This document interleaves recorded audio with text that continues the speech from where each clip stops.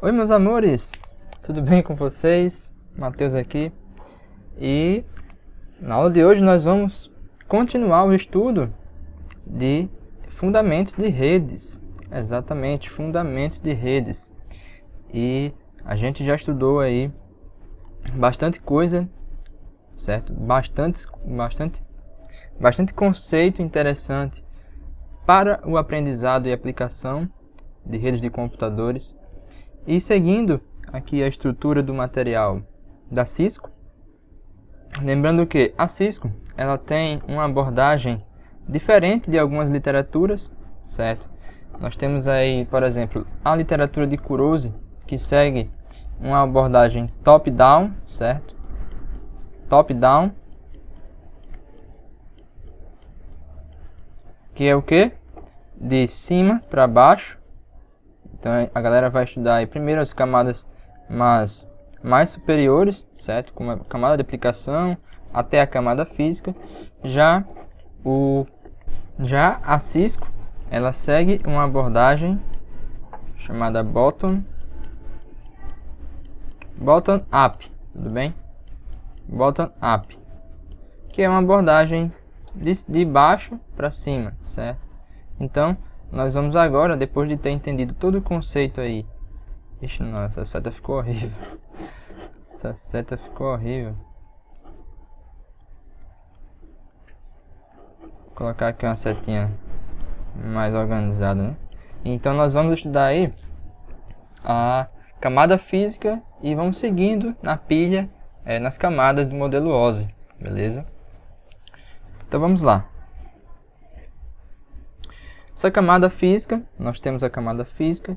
E aí, lembrando que, retomando aqui o estudo dos conceitos que a gente já viu até agora, certo? Nós temos no modelo OSI, certo? Nós temos no modelo OSI duas camadinhas, né? Lembra que a gente já comentou bastante sobre isso. Nós temos as últimas camadas, que são as camadas de enlace e física, certo? As camadas de enlace e física. E elas se transformaram em uma única camada no modelo TCP. Lembra disso? Em uma única camada no modelo TCP, que se chama justamente acesso à rede, certo? Acesso à rede. Então ela sofreu essa aglutinação aqui, ó, passou a ser apenas uma camada única, beleza? E o motivo de você dividir realmente em camadas, quanto mais você divide, melhor fica em termos didáticos, certo? Didaticamente fica melhor quando a gente divide as camadas e o entendimento ele se torna um pouco mais fácil, tudo bem? Então, lembra disso aqui também. Vamos seguindo aqui. No capítulo 4, nós vamos estudar esses conceitos, certo? Protocolos da camada física, meios físicos de rede e esses subtópicos aqui. Nós vamos estudar também protocolos da camada de enlace. Ops, passei um risco muito louco aqui. Protocolos da camada de enlace e controle de acesso ao meio físico, certo? São coisas que nós vamos estudar nesse capítulo 4. Alright? Então vamos lá, protocolos da camada física. E aí de cara, a gente já observa aqui alguns tipos de conexões, certo? Alguns tipos de conexão. Nós temos aqui de cara um roteadorzinho doméstico, certo? Acredito que todo mundo já deve ter visto um roteadorzinho desse, tranquilo? Todo mundo que tem internet em casa, tem Wi-Fi em casa, tem também uma pequena rede doméstica, certo? Uma pequena rede doméstica. E para que a gente consiga se conectar à internet, a grande rede mundial de computadores, é preciso que haja um meio físico, como a gente já estudou nas aulas passadas, certo? É preciso que exista um meio físico para que essa comunicação ela seja efetuada. Se não existir um meio, não tem como a informação ser propagada, tudo bem? Se eu quiser conectar, por exemplo, uma impressora na minha rede, eu preciso ter um meio físico e por aí vai. Então aqui nós temos um roteador doméstico, onde ele vai também dizer aqui quais são as funções, quais são as interfaces desse roteadorzinho, certo? Então nós temos aqui a conexão com a internet, nós temos a antena de fio embutida, nós temos os switches Ethernet, certo? Os switchzinhos que a gente vai poder conectar a outras máquinas via cabo, tranquilo? Por exemplo, aqui nesse exemplo eu tenho 4 portas e o notebook foi conectado a uma dessas 4 portas, certo? Bem fácil aqui de entender. E aí também nós vamos falar bastante das interfaces de rede, as populares NICs, certo? Que a gente também já viu em aulas passadas. E aí elas são usadas para conexões, para conexão sem fio, certo? As placas de rede de área local sem fio, as chamadas WLANs, tranquilo? WLANs, que vem de wireless, vem de sem fio. E aqui nós temos também um desenhozinho de como seria uma rede doméstica, aqui usando dispositivos conectados a uma rede sem fio, certo? Então nós temos aqui um roteador wireless, aqui em cima dessa mesinha. Nós temos outro notebook aqui, ó, e nós temos TV, enfim, vários dispositivos conectados aqui, ó, um computadorzinho aqui lá no jardim, representando uma área externa, beleza?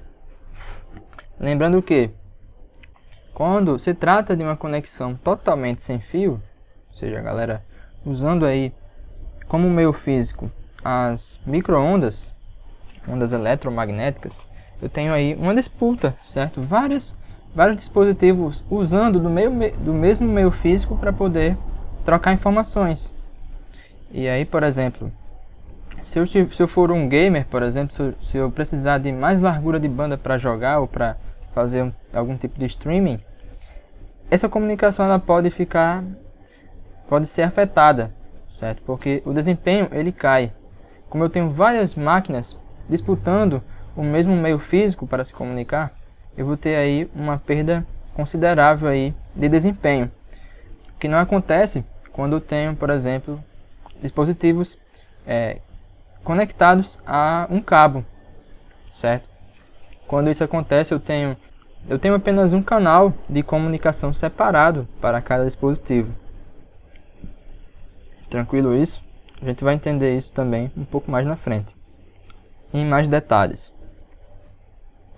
E aí nós temos mais uma vez aqui, ó, um estudo da camada física. Lembrando que, olha só, se eu tenho uma máquina aqui, ó, aqui em cima, não sei se vai dar para ver, e eu tenho uma outra máquina aqui, elas estão conectadas, conversando, eu tenho um meio físico aqui, certo? Vamos imaginar que é um fio, e essa informação ela vai trafegar, certo? Ela vai ser passada de um para o outro em forma de binário. Tudo isso se transforma em bits, certo? Em binários, olha aqui, ó. Tá vendo aí os bináriozinhos? 0, 0, 0. Ficou um pouco difícil de ler, mas tá bom. Tranquilo? Então, toda a informação ela desce na camada até chegar aqui na camada física, onde é tudo convertido em binários, em bits. Esses sinais, pulsos elétricos, até chegar numa outra camada de destino. E aí a gente vai fazer sempre aquela associação, certo?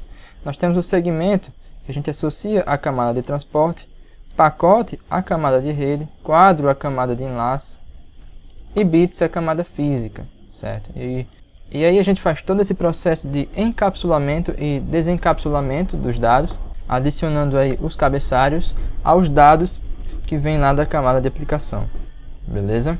E aí, galera, há 3 formas básicas de meio físico numa rede. A gente também já falou de forma bem esporádica em outras aulas. Então existem 3 formas básicas de meio físico da rede, certo? De rede. E quais são eles? Estão aqui nos slides, olha. Sinais elétricos, que é o cabo de cobre. Temos pulsos de luz, que é o cabo de fibra óptica. E temos o que? Sinais de micro-ondas, que são as redes populares aí, as redes sem fios, certo? As redes sem fio. Então nós temos basicamente esses 3 tipos de meio em uma rede de computadores. E aí nós temos alguns padrões, lembra aí das padronizações. E nesse desenho ele mostra que, por exemplo, a camada de física e a camada de enlace, ela detém da maioria das padronizações, certo? Olha aqui, ó. Tenho várias padronizações aqui ligadas à camada de enlace e à camada física, diferente das outras camadas que eu tenho basicamente o IETF, certo? E por que isso, Matheus? Porque já existiam alguns meios físicos antes mesmo do advento das redes de computadores, certo? Então eu tinha aí já a telefonia, telecomunicações aí já trabalhando já há um tempo, tinha aí também a comunicação das TVs, certo? E essas padronizações elas ficaram e acabaram evoluindo também para a padronização das redes de computadores. Então nós temos aí os cabos, por exemplo, os cabos coaxiais, que até hoje funcionam aí para TVs, certo? TVs cabeadas e entre outros padrões aí de telefonia que foram evoluindo e hoje se usa também em redes de computadores.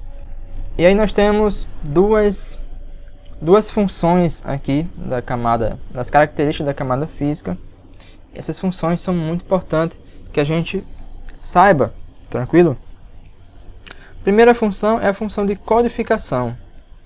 E aí, segundo esse conceito aqui, é o método de converter um fluxo de bits de dados em um código pré-definido.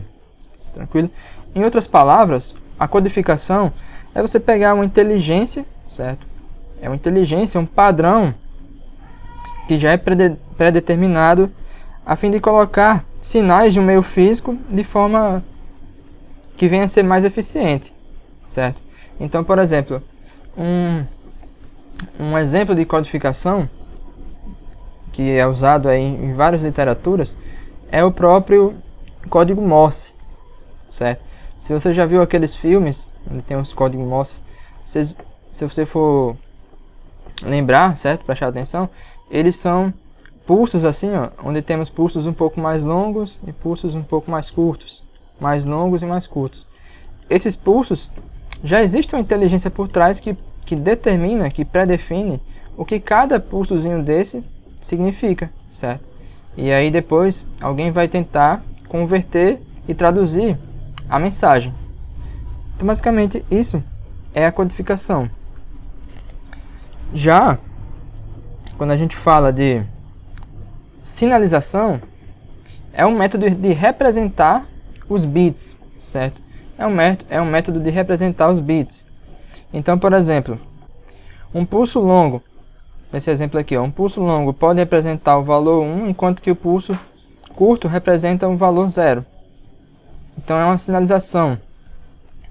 É a maneira de transformar a informação em algo físico. Tranquilo? Um exemplo também é a nossa própria voz. Eu imagino uma mensagem, certo? Eu penso na mensagem e aí as minhas cordas vocais vão vibrar as partículas de ar, certo? Essas partículas de ar que são vibradas vão chegar ao ouvido do receptor e o cérebro vai converter essa mensagem, tranquilo? Então isso é um tipo de sinalização. Eu transformar informação em algo entendível, em algo físico. Tranquilo?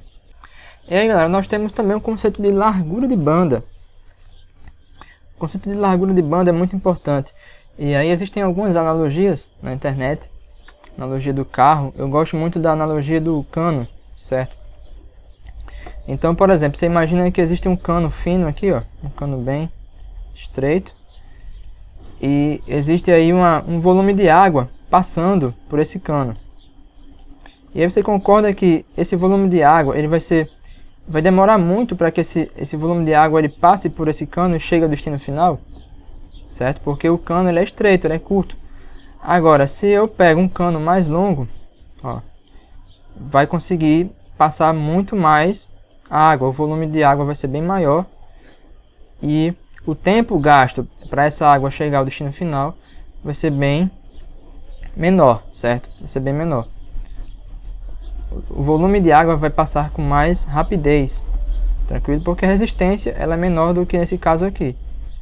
Então, essa é a analogia para a largura de banda, como os dados são transportados pela rede. E aí nós temos as unidades da largura de banda, por exemplo, os bits por segundo, os kilobits por segundo, representado pelo K, megabits, gigabits, terabits, e aqui a representação deles como forma de equivalência. E aí nós temos também o conceito de taxa de transferência, certo? Taxa de transferência. E aí eu não sei se vocês já fizeram aquele medidorzinho, existem alguns medidores online, que a gente pode verificar a taxa de transferência da nossa conexão com a internet. Existe aí também o speed test, né, um dos mais conhecidos. E quando a gente faz essa verificação, nós vamos ter aí a velocidade de transferência e a velocidade de upload e de download também, tranquilo? E aí, por exemplo, se eu tenho 50 megabits por segundo, meu contrato é de 50 megabits por segundo, e não existe nenhum tipo de perturbação, nenhum tipo de perda desse sinal, os dados eles vão continuar aí na minha rede e eu vou conseguir fazer uso total dessa taxa, certo?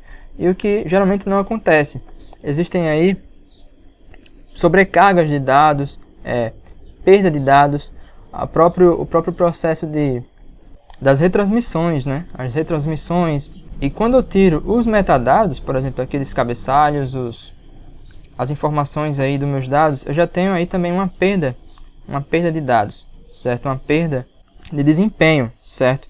Então, por exemplo, já falando aqui do good put. Good put é a taxa de transferência menos a sobrecarga de tráfego. Ou seja, ó, fazendo aqui uma equaçãozinha, o good put é igual ao throughput menos a sobrecarga de dados. Isso aqui vai resultar no sinal puro, ou seja, no que sobra de bom e de aproveitável nos sinais aqui na minha rede, certo? É o sinal aproveitado, sem as retransmissões, sem a sobrecarga de dados, enfim, é o sinal puro. E aí, galera, o conceito de latência é bem legal porque latência representa o atraso, certo? Atraso. Então, fazendo aqui uma outra analogia, por exemplo, a analogia dos carros, quando a gente fala de largura de banda, então nós temos aqui uma estrada, certo? E temos uma quantidade X de carros que podem passar aqui de forma organizada, ordenada. Então, se eu tenho aqui mais carros passando por essa estrada, mais carros do que a estrada comporta, eu vou ter aí um atraso até que esses carros cheguem ao destino final. E esse atraso, quando eu falo de atraso, eu estou falando de quê? De latência, certo? De latência, que é a quantidade de tempo gasto necessário para que o dado ele chegue de um lugar para outro, incluindo os atrasos, tranquilo? E a representação do good put, mais uma vez, está aqui, ó, que é o throughput menos a sobrecarga de tráfego. Se eu tirar aí os erros, as retransmissões, vai me resultar aqui no good put, que é um sinal puro, sinal bom, tranquilo?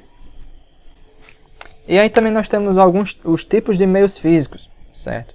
A gente vai seguindo aí em um próximo vídeo, vai dar seguimento a esse estudo, mas para finalizar aqui, nós temos aqui a interface, alguns tipos de interface, que são representadas nesse roteador aqui.